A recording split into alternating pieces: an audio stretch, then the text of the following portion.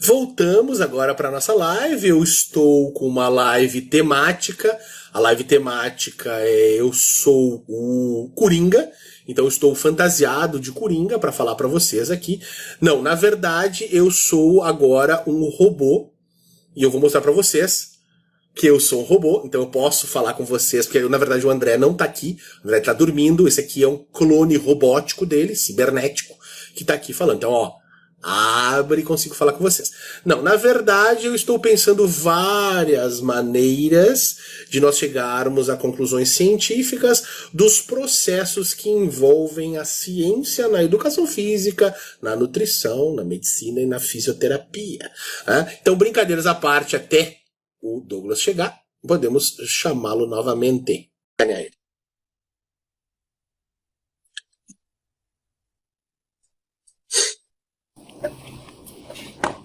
De novo, nós temos a mochila.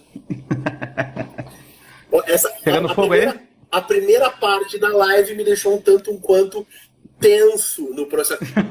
Beijo pra Deise, acabou de entrar aqui, do Ciência do Exercício. Sigam depois grande página no Instagram, tá? Deise, beijão. Então, assim, a primeira parte me deixou com as ideias fumegantes, vamos colocar assim, né? Então, vamos lá. E agora nós vamos entrar numa parte bem interessante, que é a parte que nós vamos falar sobre ciência. Então, nós vamos falar sobre a abertura dos olhos através da ciência. Vamos usar o Rick, aqui do Rick e Morty, para a gente poder falar sobre a importância da análise científica na área da saúde de forma geral. Brincadeiras à parte, o pessoal já entrou. Vamos continuar a nossa live, Douglas. Tá tudo certo aí? Tu começou a ficar bêbado ou não? Tudo não. Isso aqui com cervejinha, difícil. Tem Tu que conectou Tu conectou o teu fone? Sim, conectei. Tá muito ruim? Tá estranho. Tá, deixa eu tirar e colocar de novo. Agora foi. Tava com mau contato. Agora sim?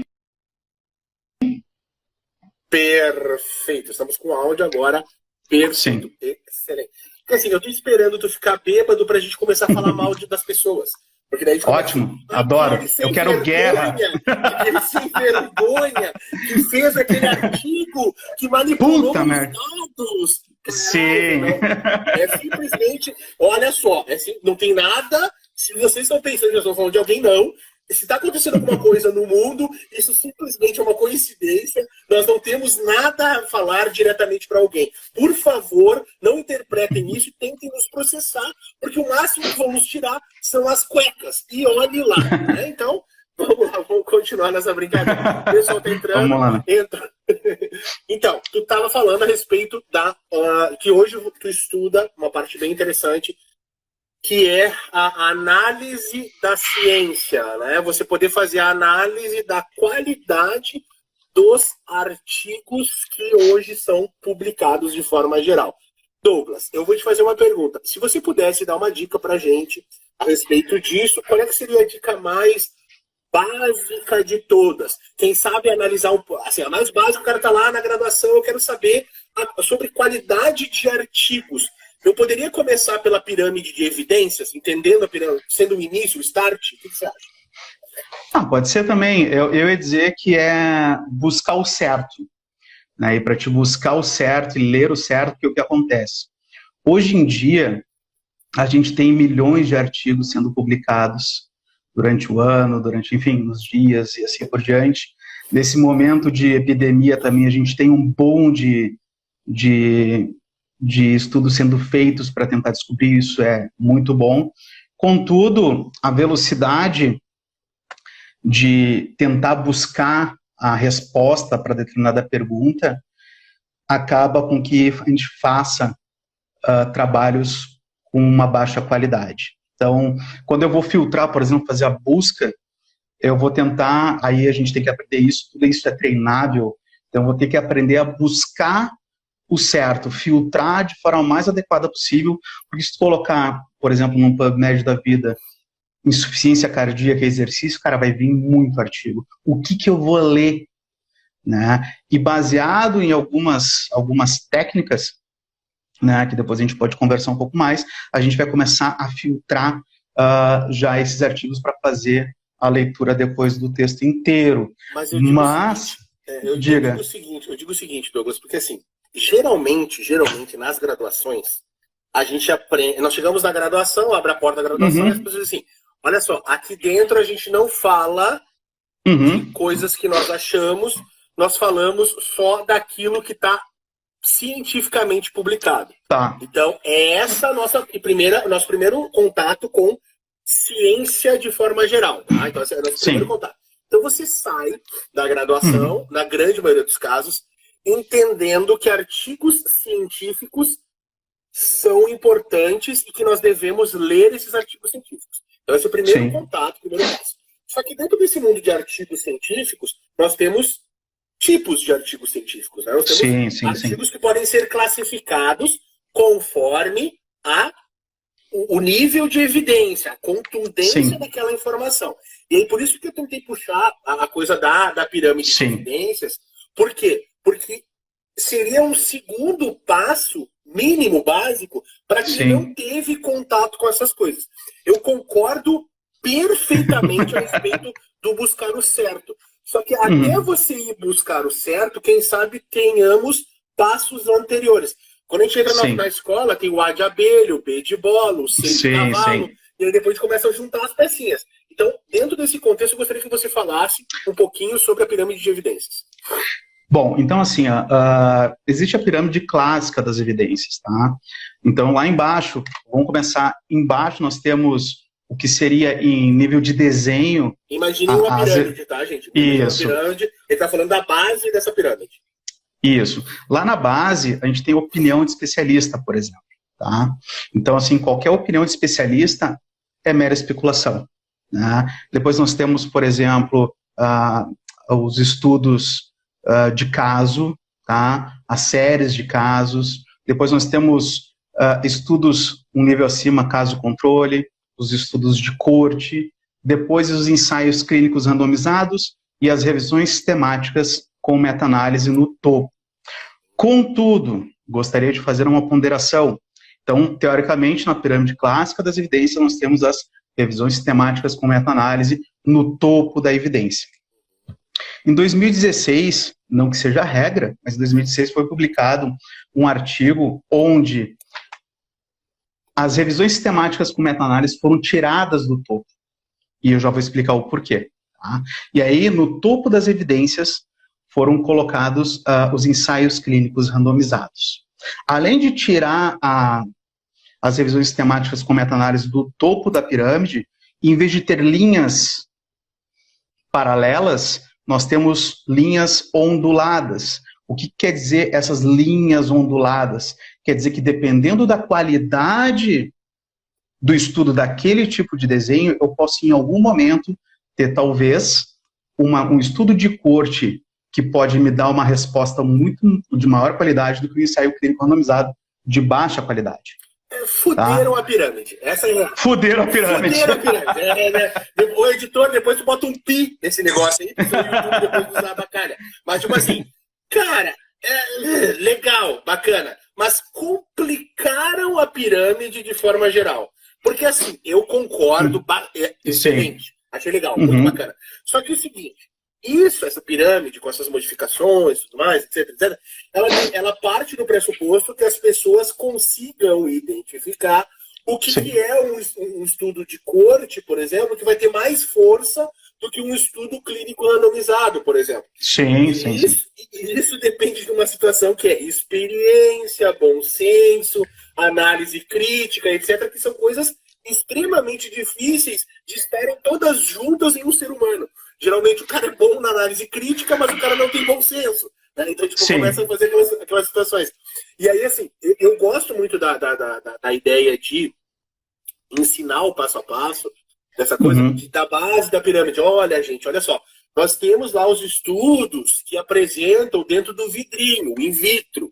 Então, lá in vitro, a gente tem uma célula dentro, a gente tem pedaço de tecido. É muito legal estudar isso. Mas isso é estudo de base, estudo básico que a gente fala. Esse estudo, ele vai credibilizar, se houver alguma relação daquilo que está sendo testado, para que esse estudo possa ser levado para um andar de cima. Quem é o andar de cima? Agora eu vou sair do in vitro de tecidos e células e vou ir para estudos em animais de pequeno porte. Ah, legal. Agora eu não tenho um ambiente extremamente controlado. Eu tenho um parcialmente controlado, que o animal interage, o animal se estressa, o animal tem que dormir, o animal tem que acordar, o animal bebe o quanto que ele quer, o animal come o quanto que ele quer. Então aquelas porra toda lá que vão influenciar no resultado de forma geral. Aí teve um resultado que se assemelha com o resultado de in vitro. Ah, bacana, irado. Vamos para maior porte. Vamos subir nessa bagaça. Aí nós vamos chegar lá num nível de animais, nós vamos estar testando animais muito parecidos com os seres humanos. A gente vai estar lá, nos primatas, a gente vai fazer análise em macaco rezos, etc. E aí nós vamos passar para os estudos de caso em seres humanos, e estudo de múltiplos casos em seres humanos, e a gente vai começar a subir essa bagaça até chegar lá nessa ponta. O que eu acho que é importante que o pessoal que está nos escutando entenda num primeiro momento? O que o Douglas falou é sensacional, é importantíssimo, e cabe muito às pessoas que estão discutindo ciência em alto nível. Alto nível, estamos em outro patamar, outro nível. O cara tá, eu estou analisando, criticando artigo como eles fazem lá, alto nível, etc. Quando a gente faz essa divisão desse processo de vitro, célula, tecido, animal, grande porte, tudo vem subindo, a gente precisa entender que essas forças de evidência, elas não são muitas vezes totalmente transferíveis para a vida prática em humanos. Aquele resultado que eu vi lá no artigo que eu li, que analisou célula, tecido, ratinho, gambá, sei lá o que, morcego, cacete que foi avaliado lá, não vai servir diretamente para o cara que está na academia, o cara que está no hospital. Não vai. Ele é um indício de. Você não. E aí entra aquilo que o Douglas estava falando. Agora em tempos de Covid. Cara, o cara testou lá sei lá o que lá que testou, dentro da célula contaminada com Covid, e em 48 horas matou o Covid. Era um vermífugo. O cara analisou um vermífugo. Aí o cara analisou um vermífugo, em 48 horas matou o Covid. Daí todo mundo, acharam uma cura. Cara, se tivesse derramado uísque, também tinha matado. Entendeu? Tipo, com certeza. Tomando uísque. Então calma, vamos devagar com esse negócio. Agora tem que ir para animais. E esse tempo de intervenção, ele tem fases que não devem ser atropeladas. Ontem eu conversava com o Douglas. É claro que é entendível essa velocidade, porque nós estamos com quantos mil mortos já? Sei lá quantos mil mortos. Não sei, não estou mais contando. Uma cacetada de gente morta no mundo aí. Sim. Tá todo mundo dentro de casa, com o fiofó na mão, apavorado, porque pode pegar esse negócio e morrer. Né? Então, assim, a velocidade das coisas que estão acontecendo hoje, elas estão, entre aspas, justificadas pelas questões de urgência, pelas questões da necessidade de a gente conseguir uma solução para o problema. Mas, na ciência tradicional, muitas vezes, a aquisição de um produto, de um remédio novo para um tratamento, ela demora anos. Uma vacina demora anos. Não adianta você descobrir que o remédio cura a tal doença, ou a vacina protege a tal doença, mas você não viu o efeito dessa porcaria que você está dando em 10 anos, em 20 anos. Daqui a pouco você curou o cara do Covid, nasce o terceiro olho na testa do cara, depois o troço causa mutações do cara. Sim. Os filhos do cara vão nascer com problema lá na frente, entende? Então essas coisas elas são bem complicadas e a gente tem que entender isso. Então, assim, um ponto que é importante que a gente entenda nessa live aqui é: artigo científico é legal, é importante, mas ele tem nível de evidência, ele tem nível de impacto do resultado. Eu gosto de usar uma frase seguinte: se tem uma expressão popular que diz uma andorinha não faz verão, por que um artigo faz conduta? Né? Tipo, nunca. Não faz sentido você fazer. Não faz sentido. Se uma andorinha não faz verão, por que um artigo faz conduta? Não dá. Então você tem que ter um compilado de artigos, várias pessoas testando, que é o que o Douglas vai falar agora, da questão da reprodutibilidade, que é o que ele faz, o trabalho que ele estuda. Manda bala. Então, assim, só fazendo uma ponderação, André, terminando o meu raciocínio lá da pirâmide, daquele saque da revisão sistemática, do saque da revisão sistemática do topo, a revisão sistemática nessa nova proposta é que ela é uma lupa. Então, se tu tem ensaios clínicos randomizados de baixa qualidade dentro de uma revisão sistemática, tá? Tu vai ter apenas a ampliação de um resultado ruim. De um resultado ruim. Assim serve para outras também. E então, por isso acontecido bastante, né? Bastante, até com alguns tipos de retratação e, cara, enfim, tá bem complicado. Falar que aconteceu nos últimos dias? Não, assim, eu acho é só coincidência. Beleza, e não é só esse caso, existem outros casos aí também, sim, e isso é muito ruim. Isso não é de agora. Se a gente botar um Google ali em termos de retratações de artigos científicos, desce uma cacetada de artigo de pesquisador japonês, pesquisador americano, europeu. Poxa, todo mundo tem retratações, né? E em relação ao momento que a gente está falando agora de fazer muito trabalho, que a gente chama de fast science, né? A gente deveria trabalhar ao contrário, trabalhar no slow science. É nesse momento de desespero que a gente tem que manter os pés no chão enquanto cientista, né? Por quê? Porque senão daqui a pouco, em vez de ter uma base forte, vai ter uma varetinha segurando aquela evidência. E isso vai estourar, e isso não vai estourar só no cientista, isso vai estourar lá na ponta, né? Quem vai ser tratado e assim por diante. Bom, em relação à reprodutibilidade, a gente pode, agora a gente vai começar a função. A gente pode dividir alguns pontos, até fiz umas anotações aqui. O que seria a reprodutibilidade científica, só para a gente poder entender, Douglas? A reprodutibilidade, por exemplo, eu publiquei um artigo, fiz uma pesquisa, e aí eu tenho lá meu método, meus resultados, minha conclusão. Um artigo só não faz verão, né? Ou não induz conduta. Então, outros pesquisadores em outros lugares do mundo, eles têm que tentar reproduzir os meus resultados utilizando os métodos que eu utilizei. Para o quê? Dar mais robustez àqueles resultados, àquela conclusão e àquela conduta. Então, reproduzir faz parte do processo de ciência. E se eu não relato, por exemplo, muito bem os meus métodos lá no artigo científico, o cara lá na outra ponta não vai conseguir reproduzir, vai encontrar um resultado diferente, que talvez tenha até uma direção diferente. Em vez dele ser positivo, em vez de ele fazer bem, por exemplo, ele pode fazer mal. Mas estará do lado oposto do resultado, né? Isso, exatamente. Então, às vezes, se tu não relatar de forma adequada o teu artigo em todos os pontos que são importantes, ou seja, todo o teu artigo, acaba que alguém vai tentar reproduzir, não vai ter informação suficiente, e essa falta de informação vai gerar um maior desperdício em pesquisa. E quando eu falo desperdício, eu não falo só de dinheiro. Eu falo de pessoas, pacientes, de empresas investindo seu tempo em cima disso, né? Dessa questão, dessa pergunta de pesquisa. Tá? Então, basicamente isso, dentro de um dos pontos da reprodutibilidade. Então, a gente pode pegar... Pode falar, André. Então, assim, para a galera dar uma percebida, a ciência, ela não é uma coisa bagunçada. Às vezes até pode parecer, mas não é. Sim. Ela tem pilares, tá? Ela tem princípios. E esses princípios, eles devem ser seguidos.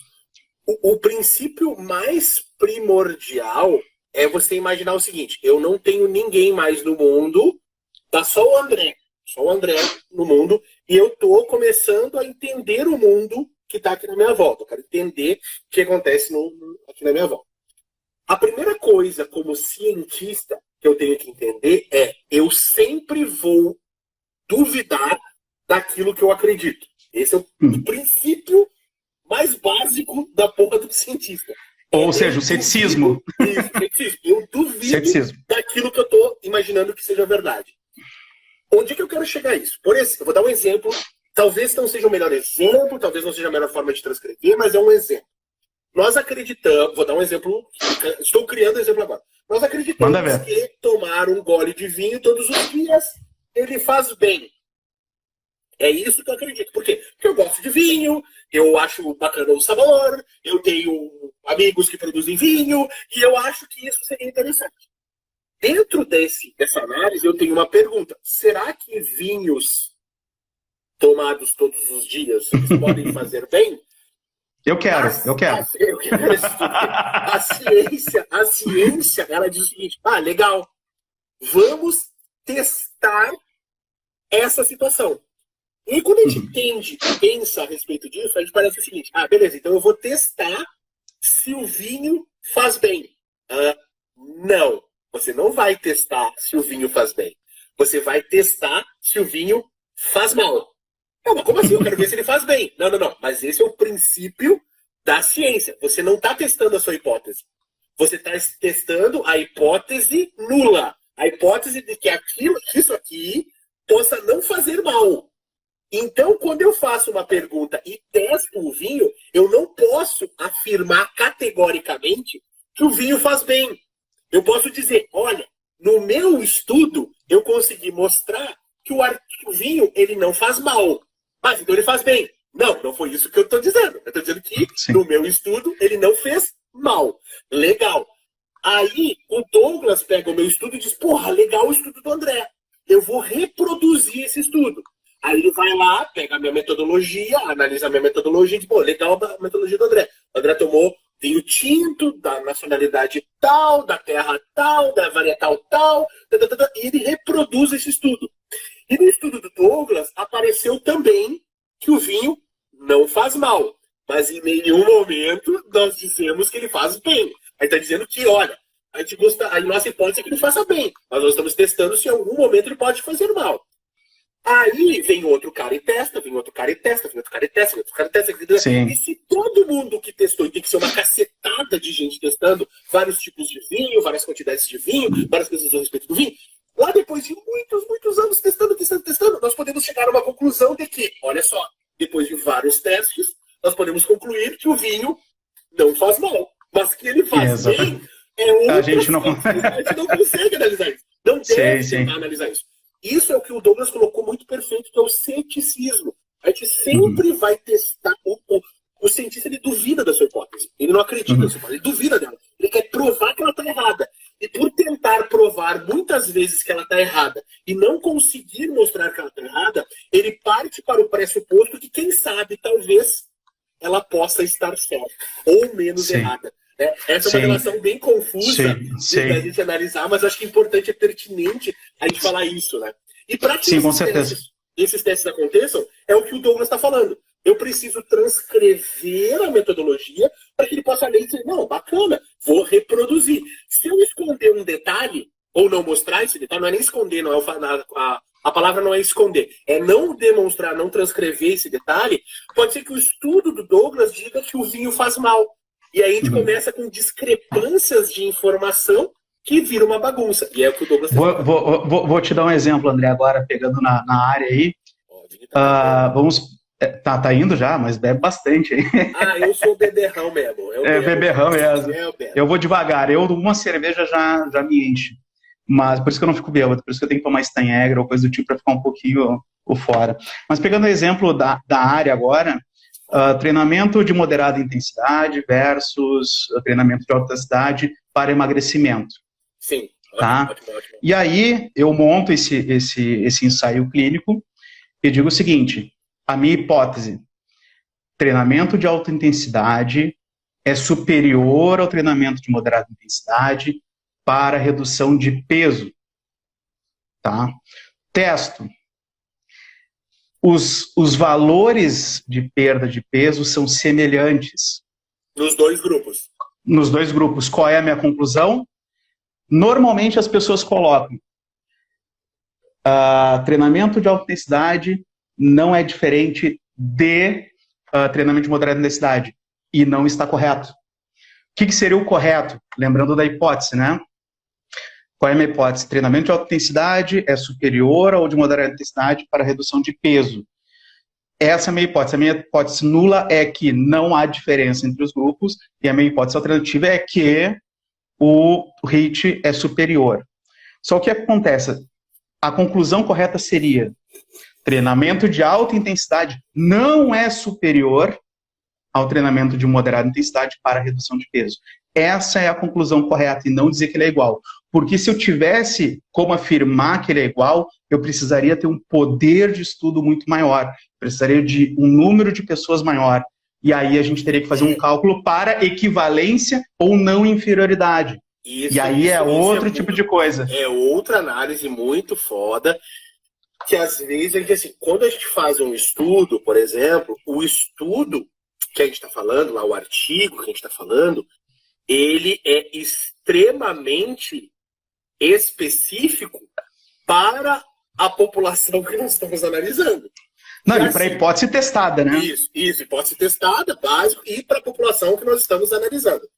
Exatamente. E aí, amiguinhos, tem que pegar o seguinte, ó, a população que a gente está testando não é uma população de obesos, não é uma população de eutróficos, não é uma população de sedentários, é uma população de obesos que frequentam tal lugar, que moram em tal cidade, que tem... Sim. Entendeu? Ela não pode ser extrapolada para todos e qualquer sujeito que tenha aquela característica. Tá? Então, isso é extremamente... Não, ainda não, Projeto Monster. Ainda não. O cara perguntou se eu tô alto. Agora que eu li aqui. Tô de boa. Então, assim, isso é muito importante, porque às vezes os caras falam assim... Eu gosto de uma frase, cara, que eu vejo os caras usando essa frase. Frase assim, estudo prova que... Cara, o cara que começa uma frase dizendo estudo prova, é foda. Já, cadê? Não prova porra nenhuma. Vamos começar por aí. O cara que fala isso aí, ele tá cagado, né? Ele não sabe o que ele tá falando. Então, assim, o estudo, ele não prova porra nenhuma. Ele sugere que naquelas condições, naquela população, naquelas características, você tem um comportamento que não é o comportamento da hipótese. Ou seja, é o contrário da porra da hipótese que você está analisando ali. Então você está enxergando essas coisas. E às vezes é difícil a gente transcrever isso para a população em geral, porque a população em geral ela gosta muito de certezas, né? É por isso que político se dá bem, porque político promete coisa, né? Então eu prometo que construirei 3 hospitais na cidade de Porto Alegre. Ah, legal, que dinheiro, amiguinho. Depois que tu conseguiu o dinheiro, quem é que vai trabalhar no hospital? E assim, e botando gente pra trabalhar, quem é que vai pagar o salário de quem tá trabalhando na porra do hospital? Porra, né? Então, tipo assim, a gente não tem essa... O ser humano gosta muito dessa questão da promessa. Não, eu prometo que se você fizer o meu curso, você vai se dar bem e vai ser um ótimo profissional. Não, você não pode prometer isso, né? Ô, André, ou o viés do positivismo, né? O que eu quero dizer com isso? As pessoas querem, no caso do positivismo, certeza. Essa intervenção é melhor que essa. E esquece de analisar a incerteza do resultado. E aí, quando a gente fala em incerteza, nesse caso, a gente está falando de intervalo de confiança desse resultado, de variabilidade desse dado, que é bem variável. Então, por exemplo, quanto menos robusto, menos pessoas, por exemplo, têm um estudo em N amostral, maior a variabilidade desses dados, maior a incerteza desses dados. E aí o que acontece? As pessoas tomam como verdade, porque deu aquele número mágico, aquele P menor que 0,5, porque deu positivo, mas esquece de avaliar o quê? O tamanho do efeito daquela intervenção em relação ao comparador, né? E além disso, qual é o tamanho da incerteza? Né? E aí, de confiança que foi utilizado para chegar naquele tamanho amostral. Eu estava discutindo hoje isso, a gente estava montando um projeto de intervenção bem legal, depois eu posso compartilhar isso contigo. Show. Até para a gente poder discutir. Bem legal, bem pioneiro. Assim, fique à vontade. Bem bacana. E a gente estava montando assim, o primeiro esboço do desenho experimental. E aí a pessoa que estava conversando comigo, uma ótima pesquisadora, uma amiga querida de vários anos, e ela estava dizendo, olha só, o que tem na área é isso aqui. Ela me mostrou um artigo em questão e tal. E aí eu disse, não, legal, bacana, ele pode servir para que a gente possa construir, quem sabe, o tamanho amostral, a gente possa fazer o cálculo amostral, etc. E ela perguntou assim, mas ninguém faz cálculo amostral nesses artigos. Eu disse, tá errado, né? Tipo, tá errado, o fato de ninguém fazer não significa que nós não vamos fazer do nosso. Pelo contrário, esse será um dos motivos que vão colocar o nosso trabalho na frente de vários outros na hora de credibilizar ele. Então, olha só, os artigos que estão sendo publicados na aula, eles são interessantes, mas eles apresentam esse problema de viés de construção, viés de desenho experimental. Então a gente mostra, assim, eu disse pra se a gente não tiver um cálculo amostral, a gente comete várias transgressões técnicas e éticas do ponto de vista de pesquisa. Então, acho que é bem legal a gente poder mudar essa questão e começar a trabalhar. E aí eu estava lendo o artigo ali, e aí o artigo tinha algumas coisas sobre eletromiografia, e etc. Uhum. E aí eu estava olhando assim, e aí eu, bacana, gostando do desenho, gostando do artigo, etc. E aí no final, na estatística, eles usaram uma estatística relativamente, eu não sou o mestre da estatística, mas uma extremamente bacana, assim, de forma geral. E aí eles usaram o erro padrão, assim, aí eu já dei uma murchada, assim, tipo, porra, que sacanagem, entendeu? Porra, usar erro padrão é muito sacanagem naquele negócio. Sim. Que eu acho aí só para olhar aquele...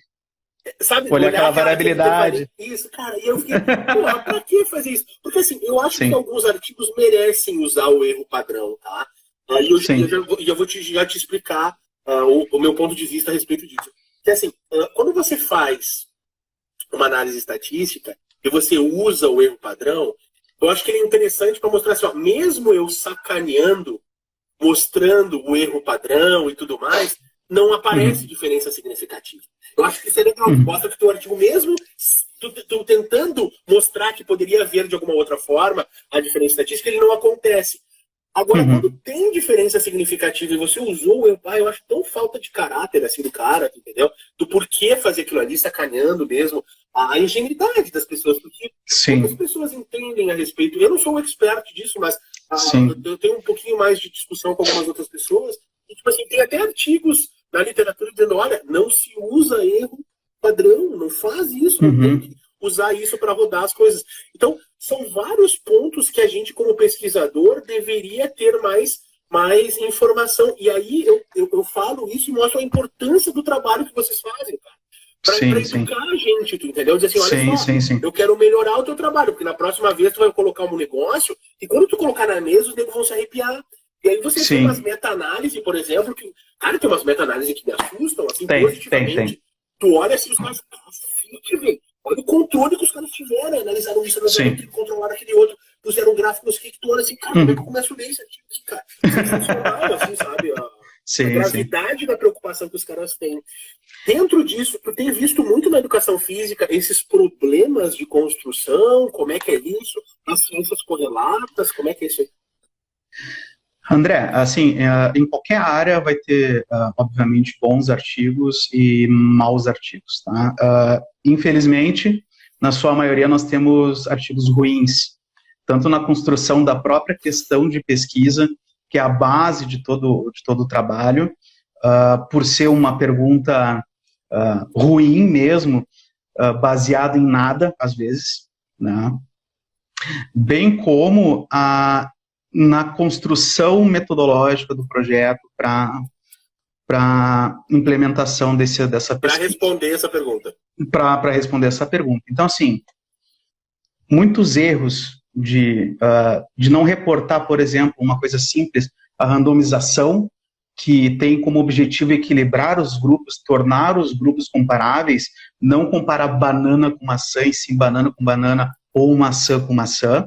Tá? E isso é muito importante porque a gente quer isolar a única variável diferente dentro desse ensaio, que é o quê? A intervenção que eu quero testar para aquele desfecho. Isso é um ponto que, às vezes, não é colocado, e quando é colocado, é descrito de forma inadequada. Eu não consigo, que nem a gente já falou, reproduzir essa randomização para que eu consiga fazer da forma mais adequada ou mais parecida possível que o estudo anterior. E existe outro ponto, diga. Isso, né? Existe com certeza para isso. Você tem uma planificação para fazer uma randomização que seja válida do ponto de vista científico.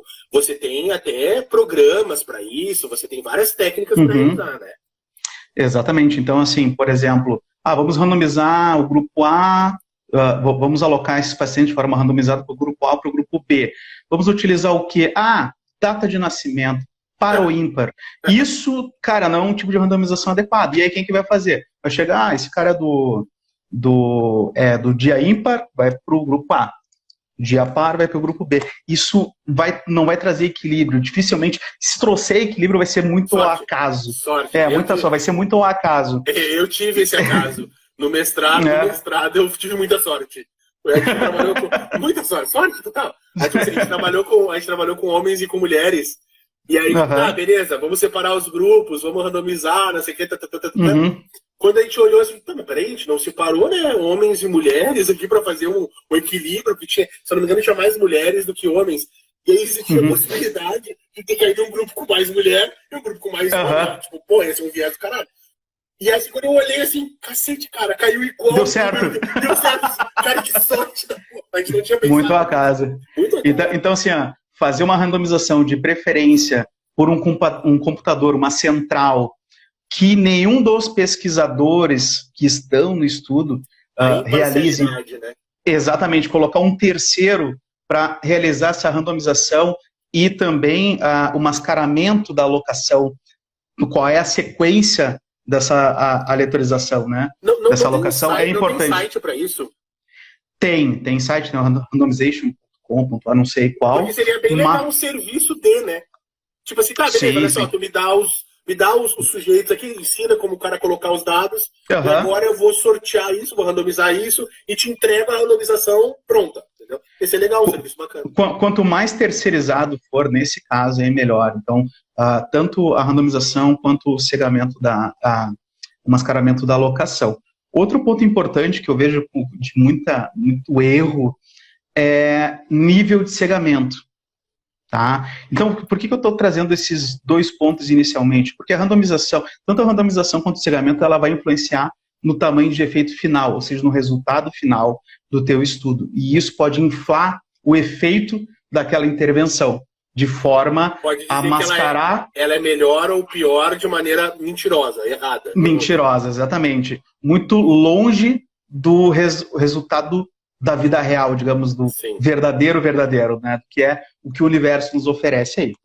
Então, a gente pode, por exemplo, cegar nesse trabalho quem vai dar a intervenção, quem vai receber a intervenção, tá?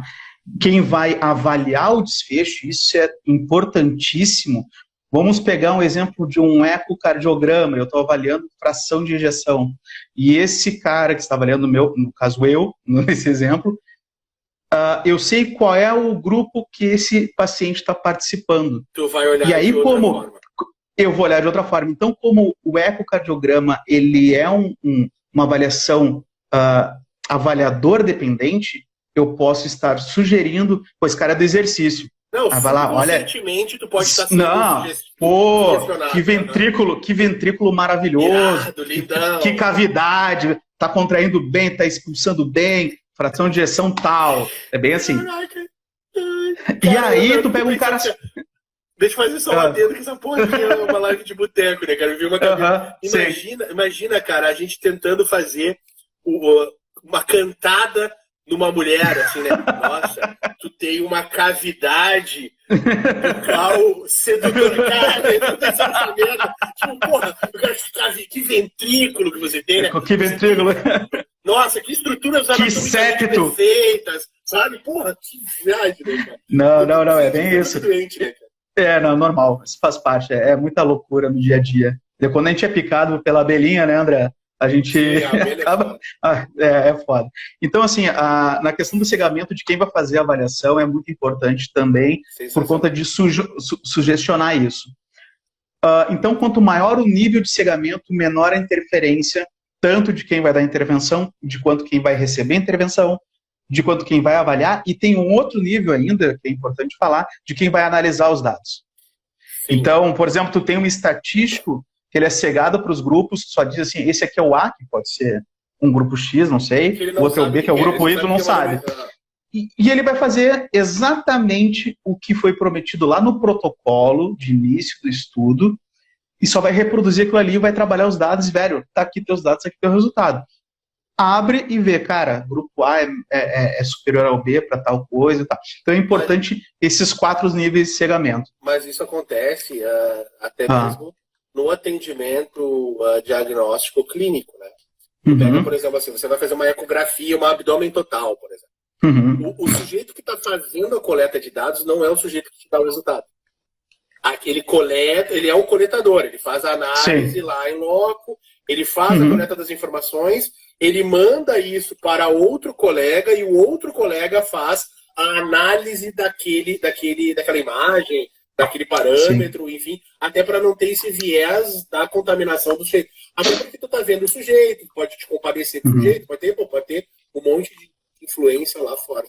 Mas então, assim, porque às vezes algumas pessoas chegam assim, eu gostaria muito de fazer. Esses dias um aluno da pós me mandou, querido, mandou para mim assim, professor, eu fiz o meu trabalho de conclusão, de graduação, e eu gostaria muito de publicar esse trabalho, coisa. Cara, faz o seguinte, me manda o teu trabalho que eu vou dar uma olhada. Eu não passei do resumo, né? Eu não passei do resumo. Eu dei uma lida no resumo e disse, cara, olha só, tem problema aqui, aqui, aqui. E esses problemas, eles invalidam a possibilidade da gente tocar isso para frente. Não tem? São problemas graves na questão da metodologia, na questão do processo de coleta de dados, etc, etc.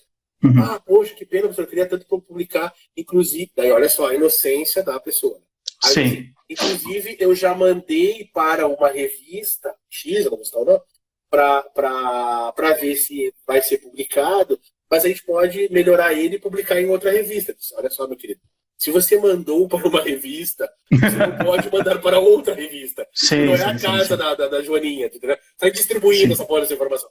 Então você vê um nível de inocência, de falta de conteúdo mesmo científico, que as pessoas profissionais, graduados de forma geral, em grandes instituições, saem para o mercado de trabalho. E aí que eu entro numa situação que ela é extremamente importante, que é essa onda que a gente tem dos divulgadores científicos.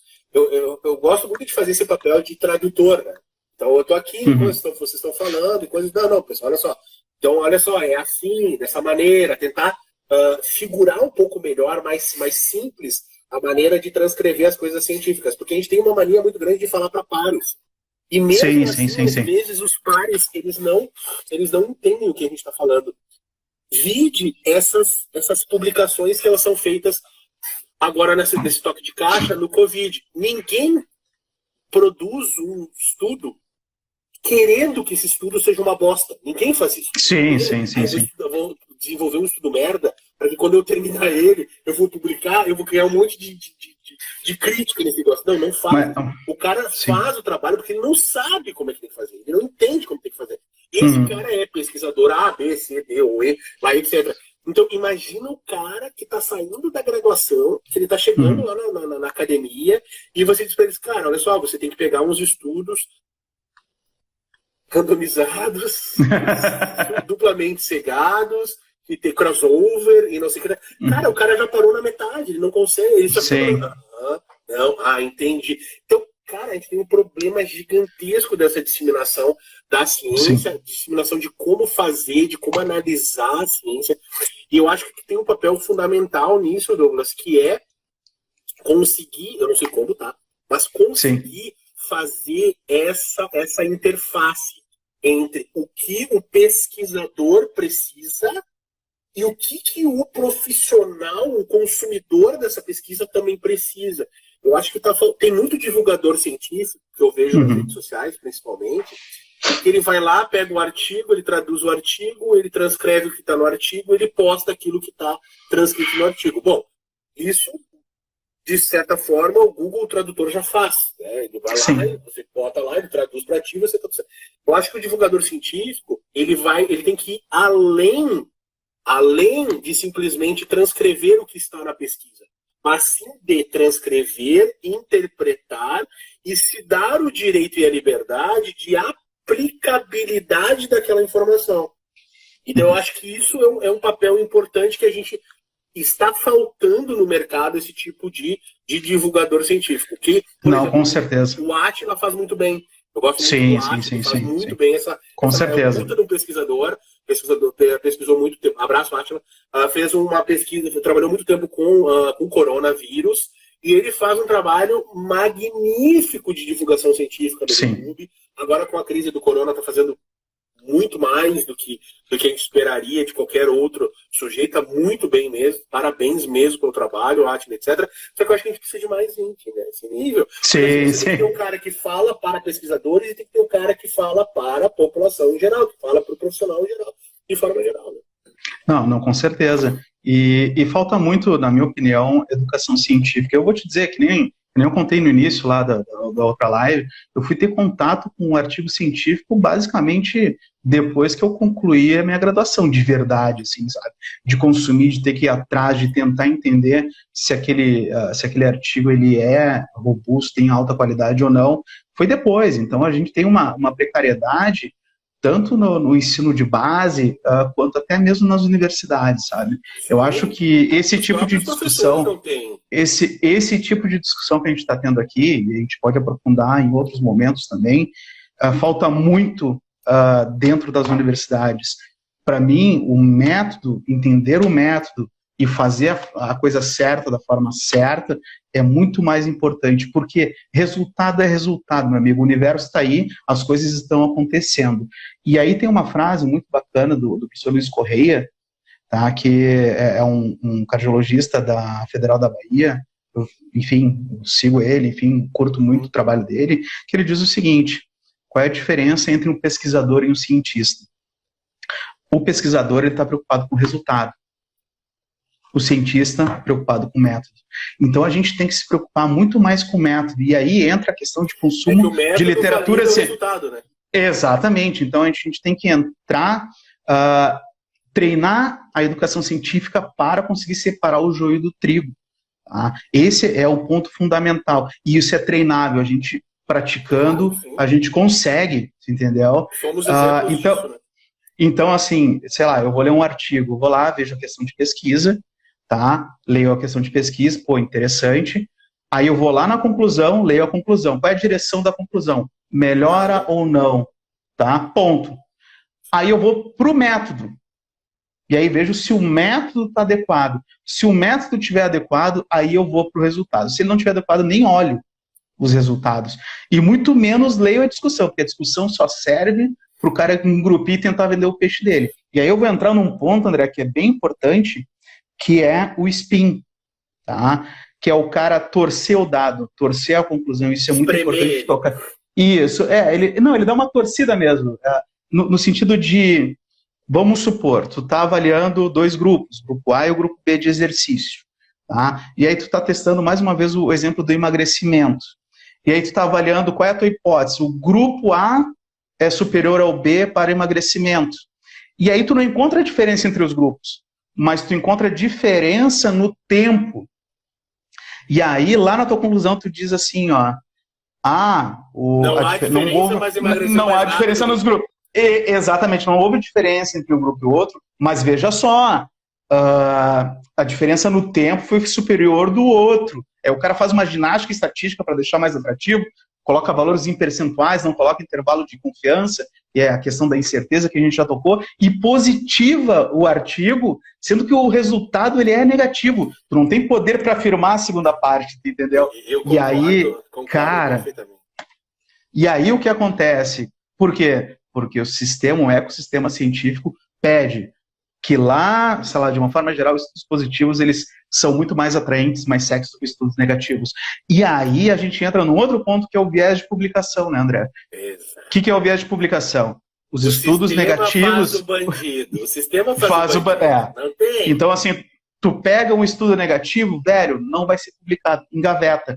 E aí, quando tu vai fazer uma revisão sistemática, por exemplo, tu vai avaliar se existe viés de publicação, tu vê que os estudos negativos não existem. É só positivo.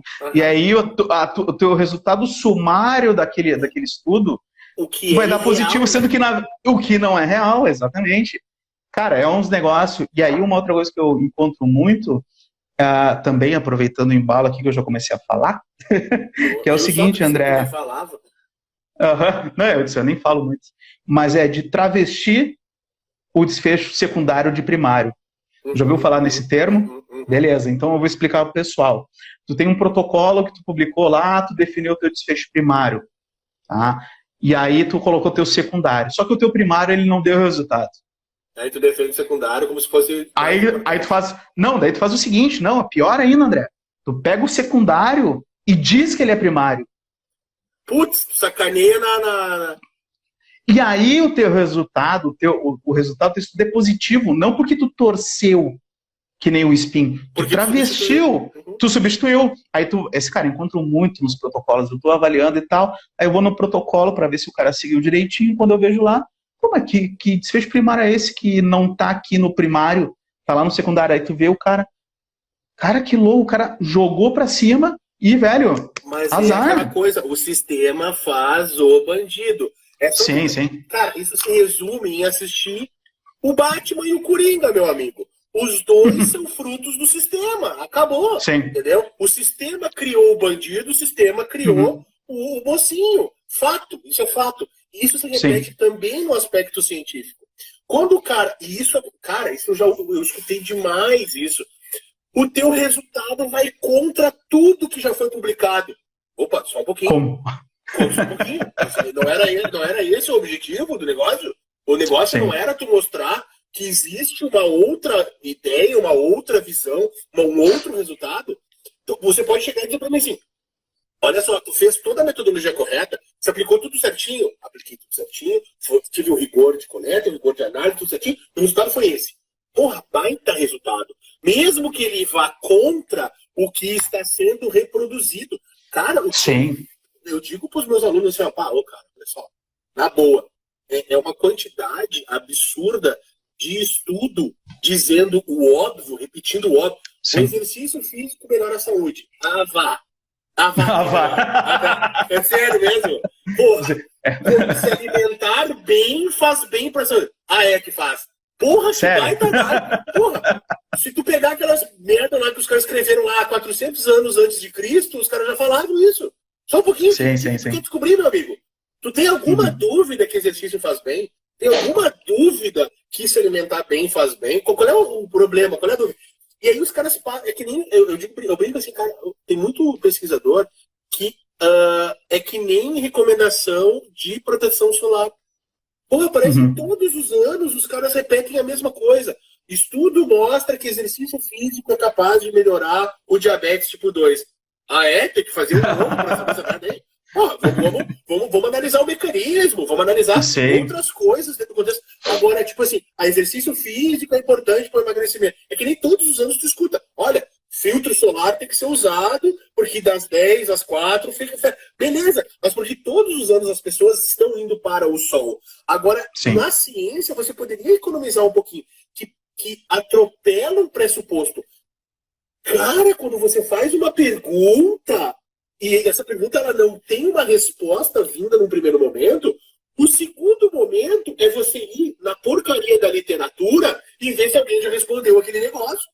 Se já tem resposta para aquele negócio, você diz assim, legal, temos resposta para minha pergunta, eu li, tentar responder o que já está respondido. Só que o pessoal entrou numa vibe, cara, de fazer perguntas esdrúxulas, perguntas absurdas. O que faz diferença? Você fazer exercício de cabeça para baixo ou fazer de cabeça normal? Não, se você fizer respirando 2 vezes ou respirando 1 vez. Se você fizer uma... Puxa vida! Cara, eu vi um estudo esses dias. Conta aí. Chora agora. Que me irritam pra caramba, velho. Não, eu vou falar. Agora eu vou falar. Fala então. Eu vou contar a verdade a respeito disso. O que acontece? Eu vi um estudo, cara, que eu acho isso uma falta de consideração com a pessoa que tá lendo. Tá até fazendo a porra do estudo, velho. Tá servindo lá de amostra de sujeito. O cara tava estudando o seguinte, isso foi 2018, foi publicado em 2018. O cara internacional, o cara fez um estudo seguinte, ele pegou um grupo de lutadores de jiu-jitsu e ele dividiu esse grupo de lutadores de jiu-jitsu, os que faziam apenas o treinamento de jiu-jitsu e o outro grupo fazia o treinamento de jiu-jitsu e fazia treinamento de aeróbio, também fazia um treinamento, protocolo de treinamento aeróbio lá. E no final do estudo, ele chegou na incrível conclusão de que o grupo que fazia jiu-jitsu e aeróbio melhorava mais o aeróbio. Eu fiquei assim, cara, me deu uma agonia aquele negócio. Eu disse, cara, se eu vejo esse cara, eu mato esse cara, que absurdo isso aí.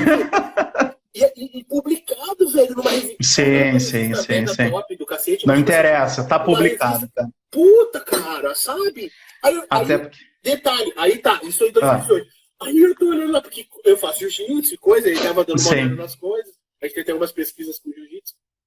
E aí, eu procurando lá, e achei de novo, o cara tá fazendo com jiu-jitsu de novo. E agora era com treinamento de força. E depois, no final, ele descobriu que quem faz jiu-jitsu apenas é diferente de quem faz jiu-jitsu e força pra força. Eu disse, incrível, cara, esse cara tem ganhado o Nobel. O cara treina força, ele aumenta a força. Incrível isso. Cara, isso tá publicado e gasta gente, gasta tempo, gasta dinheiro para publicar essas coisas. Exatamente. Pelo amor de Deus.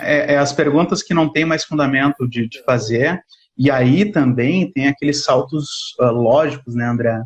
Sei lá, vamos pegar aí, PGC1-alfa foi alterado lá no grupo A em relação ao B, logo o grupo A para emagrecimento.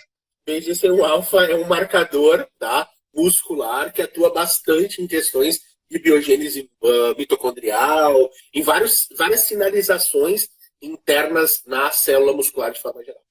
E aí o cara dá um salto lógico e diz que os caras que têm PGC1-alfa aumentado vão emagrecer mais que o grupo que não tem, então aumentar. Entendeu? Dá o salto lógico. Esse PGC1-alfa deve ir lá e gastar a caloria que tu comeu, né? Porque deve ser consumidor de caloria. E aí esse negócio, né? Plausibilidade biológica não é verdade científica. É aí que eu queria chegar. Entendeu? Assim, tu acaba que tu tem todo o mecanismo para testar, teoricamente, aquilo, só que, velho, é um salto muito grande, tu tem que avaliar outras coisas antes na meiuca, para depois dar entrada num estudo, de repente, de emagrecimento. Da slow science, né? Isso, exatamente. É o passo a passo, a análise, a progressividade da ciência. E o problema é a cara de pau dos caras de dizer que emagrece porque tem um PGC1-alfa aumentado. Mas assim, a cara de pau deles só acontece porque nós temos um público consumidor de ciência precário. Porque se o cara fosse educado cientificamente, esse cara não se criava. E graças a alguns grupos, ao força de alguns grupos, esses caras frequentemente têm caído, têm sido desmascarados. Aí eu não vou entrar no mérito de ser proposital, ser não proposital. Eu quero acreditar que seja imperícia. Tá? Quero que a inocência, falta de conhecimento, etc, para não pensar qualquer outra coisa que possa denegrir mais ainda o pensamento e a minha referência sobre essas pessoas. Douglas, deixa eu te contar uma coisa. Conta. A gente está com 58 minutos. Sério mesmo, cara? Caraca. Você chegou na meia-noite já. Tá bom. Tu tem 1 minuto para mandar um recado para a galera. Galera, muito obrigado, André. Obrigado pelo convite. Obrigado por quem está aí. Obrigado para quem vai assistir depois. Acho que, aliás, tenho certeza que a educação científica, talvez no primeiro momento aqui para os pares, eu acho que a sociedade toda tem que ser educada cientificamente, mas se a gente fizer esse trabalho em conjunto de, não de ensinar, porque a gente aprende junto, mas de fazer essa troca de conhecimento sobre a questão de pesquisa, de método, de tentar não ser ludibriado por essas questões que vão nos levar a falsas realidades, cara, a gente tem que, enquanto profissional da área, fazer essa diferença, e um trabalho que tu faz excelente é essa divulgação científica também de alta qualidade, André. Parabéns. Muito obrigado, cara. Sabe que é o seguinte, é um trabalho difícil, não é um trabalho fácil. Não, com certeza. A gente gasta um tempão fazendo isso, estudando isso, e em alguns momentos eu acabo me enxergando sozinho em alguns aspectos, brigando contra leões com canivete, entendeu? Mas isso é por falta de organização. A gente tem pessoas sensacionais também com outros canivetes, brigando com outros leões. Eu acho que está na hora da gente fazer a junção, da gente trabalhar junto. E com relação a essa questão do conhecimento, eu sempre digo o seguinte, velho, quando você forma uma equipe, você não forma uma equipe de futebol, por exemplo, com 11 goleiros, se não faz com 11 laterais, se não faz com 11 atacantes, não faz com 11 zagueiros, você tem cada um na sua posição e todos em suas posições fazem com uma equipe campeã. Então isso também é igual na parte científica. Você tem o Com certeza. comentador, você tem o analisador, você tem o aplicador, você tem o pensador, você tem o escritor, e é assim que a gente forma um grupo campeão. Galera, muito obrigado pelas essas 2 horas de live que vocês ficaram conosco. Tirem uma print lá. Print não, O print. Opa, aqui? É assim? Tira print para postar lá nos stories. Essa live vai estar também no YouTube, então vocês também têm essa oportunidade. Muito obrigado.